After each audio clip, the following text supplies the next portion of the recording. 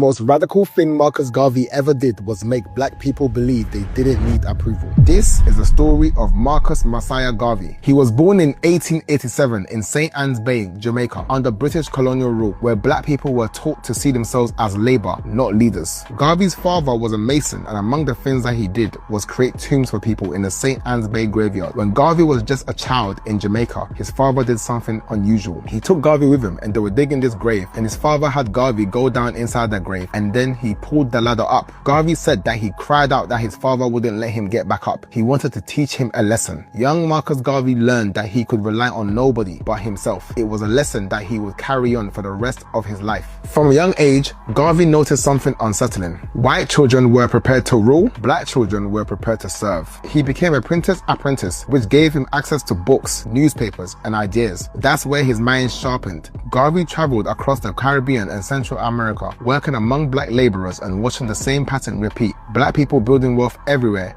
but owning nothing anywhere. That observation changed him. Garvey didn't believe freedom would come from acceptance. He believed it would come from self-reliance. As a boy, Garvey imagined himself delivering speeches to adoring crowds. He read constantly, history, politics, newspapers. He dressed sharply all the time. He believed how you present yourself shapes how the world treats you. In 1914, he founded the Universal Negro Improvement Association, the UNIA, with a simple but radical idea. Black people across the world needed to see themselves as one people with one destiny. When Garvey moved to the United States, his message exploded. By the early 1920s, the UNIA had millions of members worldwide, making it the largest mass black movement in history. Garvey launched black-owned businesses, factories, schools. He created the Negro World, a paper that spread black pride across continents. And then came the most ambitious symbol of all, the Black Star Line, a shipping company meant to represent black economic independence and global trade. For the first time, black people were being told to think beyond survival, to think like a nation. That terrified people. The US government watched him. Even some black leaders feared his influence. Garvey was charged with mail fraud, not for stealing money, but daring to build black institutions without permission. He was imprisoned, then deported back to Jamaica. His movement collapsed publicly. His reputation was dragged, and when Garvey died in 1940, he was dismissed by many as a failure. But history tells a different story. Kwame Nkrumah carried Garvey's ideas into Ghana's independence. Malcolm X learned black pride through Garveyism at home. Pan-Africanism, black nationalism, and cultural self-determination all trace back to him. Garvey didn't fail. He planted seeds that threatened empires. His real achievement wasn't ships or speeches. It was teaching black people to see themselves differently. And that brings us to the real question. If Marcus Garvey built the mental foundation for black liberation,